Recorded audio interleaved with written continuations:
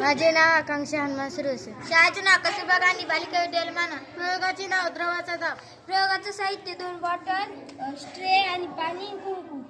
चला तर आपण कृतीला सुरुवात करूया.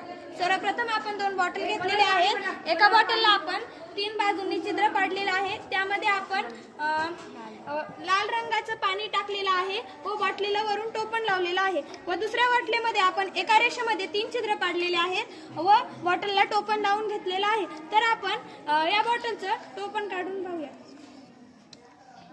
आता पाणी गळत नाहीये. बॉटल बंद असताना झाकण काढल्यावर बॉटलीतील छिद्रातून पाणी गळत आहे. तर आपण दुसऱ्या बॉटल मधलं टोपण काढून पाहूया. याही बॉटल मधलं पाणी गळत आहे. यावरून आपल्याला असे लक्षात येते की द्रवाला दाब असतो. धन्यवाद.